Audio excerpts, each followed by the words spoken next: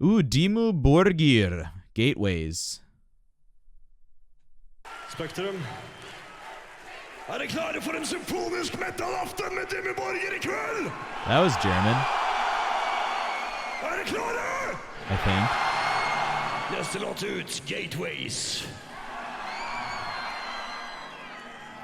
Da kan dere kanskje gjette hvem vi har med oss I kveld. Ingen andre enn Agnete Fjadjerv. Norwegian, thank you. Thank you. Thank you for the correction.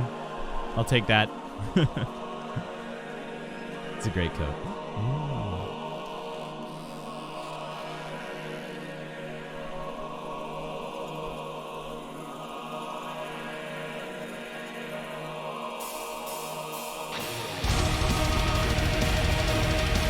Dude.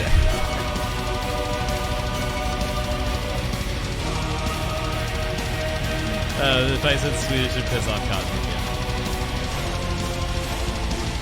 Oh, I remember them. Yeah. So we listened to them once in the context. I think it was one Wacken concert with orchestra and choir, and I remember one guy in the violinist section had the face paint on. Super sick.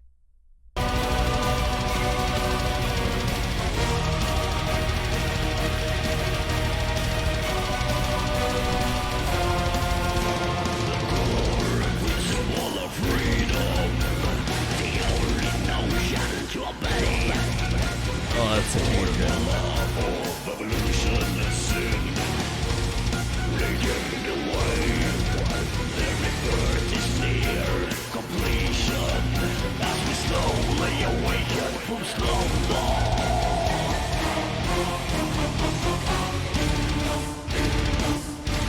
Dude, White Tie Orchestra.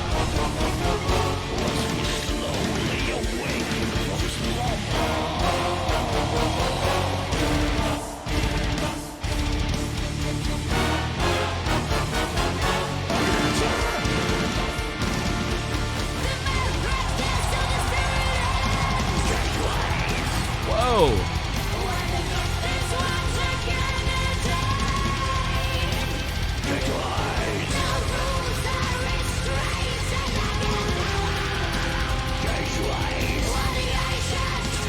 Who's that?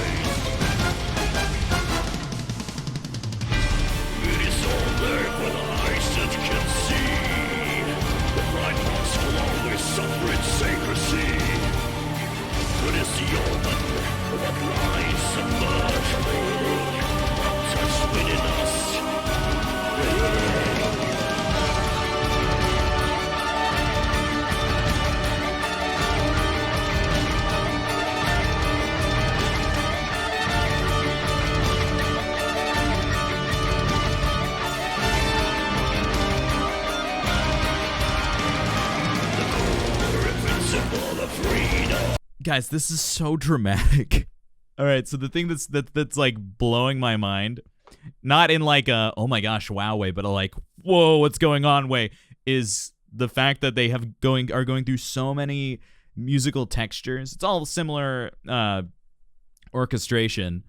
Oh yeah, there's no planes in this song, so we can't enjoy it. But you know, they're utilizing the orchestra and the choir and this really guttural growl and Agnet, I don't know how to pronounce it, her name, but our female vocalists, like really just retching scream. And that's all like this giant bundle of ridiculous musical contrast. But then Agneta, thank you, Agneta. And then we get these really abrupt rhythmic shifts, meter shifts, right? So the meter is, if you guys are musicians, you understand what a time signature is, right? That's the meter. So like 2/4 is a duple meter. It means you can count it in 4 pretty much. 2/2 is also a duple meter. You could count it in 2 or 4 if you want, whatever. It's an even number of beats per measure, right? You hear that repeated system. Triple meter is when you get 3 beats, so it's in 3, that kind of thing. We're going constantly back and forth between duple and triple. You're hearing those meter shifts. That's that abrupt rhythmic shift that you're hearing that changes the entire texture. Now, and then it also changes kind of the harmonic structure of each section. But I talked about it, I think, long time ago, months ago, when we listened to Winter Sun, Sons of, what was it? Sons of Winter, Sons of Winter and Stars. We listened to Sons of Winter and Stars, and how really well composed metal music relies heavily on that meter shift to entrance you in this like meditative whirlwind, right? That captures you and just kind of like ferments that energy that is created by the timbre of the instruments, the timbre of the voices, oh, my camera just died. That's awesome. Guys, give me a second. Rhythmic structure, right? So rhythmic structure,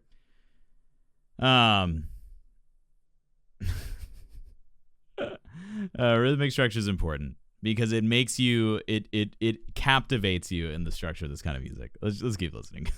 Is the only notion to obey the formula of evolution and sin, raging the wine, the rebirth is near completion as we slowly awaken from slumber to receive the light that shines in darkness, the light that shines forevermore, forevermore.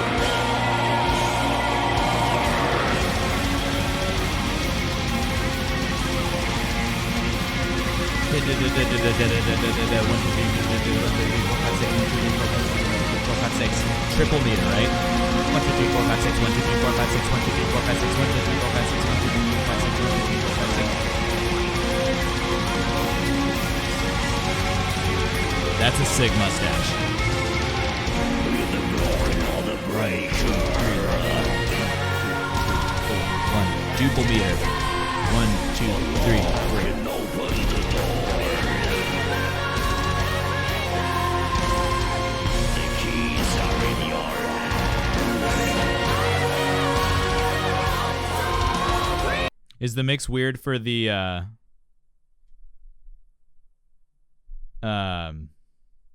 music, or is it me? But did you guys hear that? The 1, 2, 3, 4, 5, 6, 1, 2, 3, 4, 5, 6, 1, 2, 3, 1, 2, 3, and then it goes back to a 1, 2, 3, 4. That's that mixed meter pattern that's going. Just the music? I don't know. It sounds fine to me. And if it's getting compressed weirdly, then I don't know. Yeah, she might be a little low. She is definitely low in the video mix, I will say. She's getting covered up by the bass and the drums.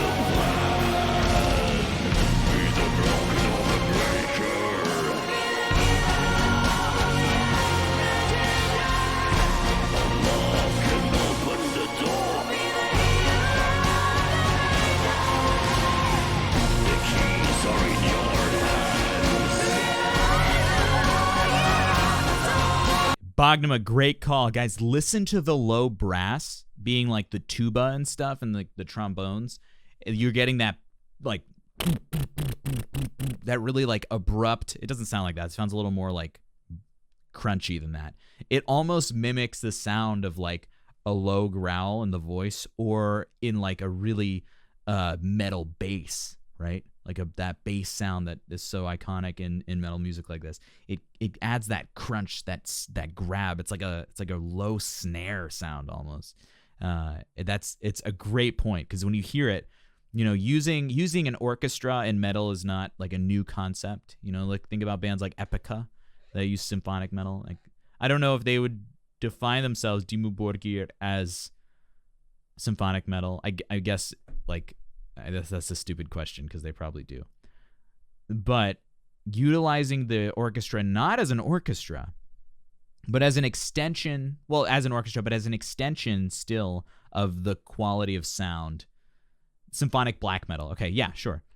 And the orchestra then acts not as a beautiful classical sound that mixes with the metal sound, but as an extension of that metal sonic quality, utilizing those brass in that low, crunchy way. It's really special. It's so awesome. What's up, Nick? Good morning. Theron also uses orchestras since the mid-90s. Yeah, thank you for that reminder.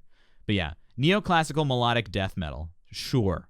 I think the important thing is that they just the orchestration is absolutely fantastic for this texture of music. Beautiful.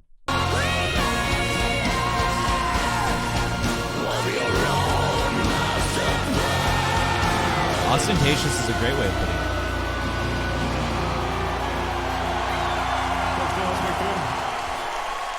Oh shoot, that's the end. There's so much going on in here, dude. Like there's so many deep musical shifts. You could write a whole doctoral thesis on this piece.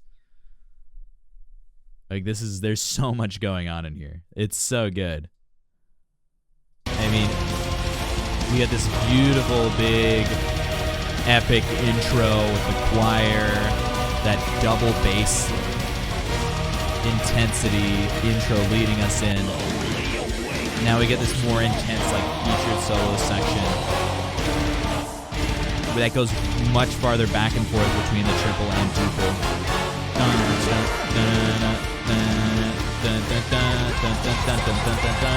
Then Agneta comes in, and that changes the texture entirely as well.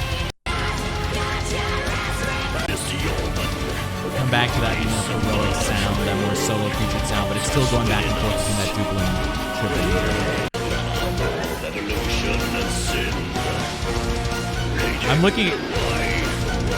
I'm looking at the lyrics right now. I mean, it's so chaotic, but it's incredibly well done. It's just this huge. There's so much in this, man. So much in it. Oh, it's huge. This is stuff I could listen to this for hours and just keep talking about it. Mind absolutely blown. Then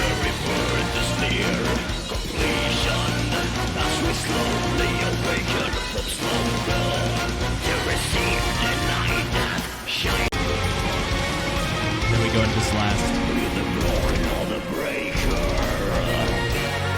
Be the broken or the breaker, be the giver or the undertaker.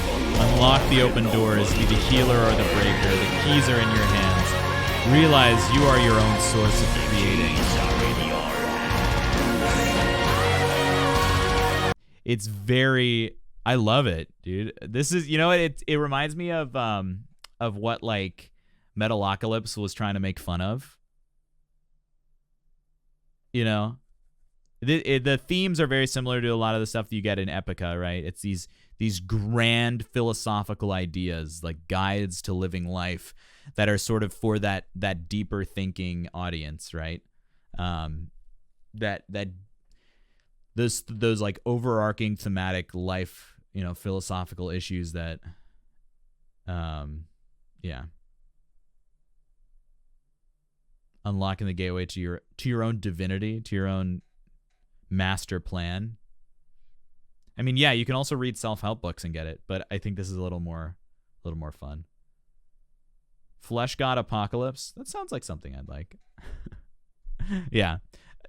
Anyway, I mean, with stuff like this, it's so macro musical. Like there's so many big things happening all together that's cramming in your face, right? That's what makes you keep coming back and listening. It's huge. The philosophy here is actually pretty bog standard satanic temple stuff, but it's fine though. Yeah. Yeah, that's fair. No, this is fantastic. I don't know. And yeah, but then it also plays to the people who don't want to think about the lyrics because the sound is just fantastic, right? The sound is intense. You can listen to this and get super amped. Yeah. All right. Cool, guys. Well, let's close this one out.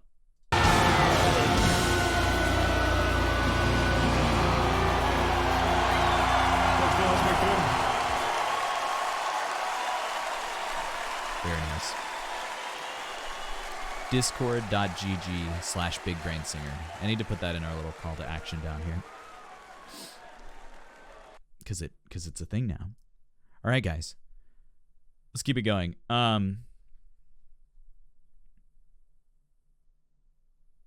Arion. Yeah. Twisted Coil, Electric Castle, and Other Tales. Twisted Coil.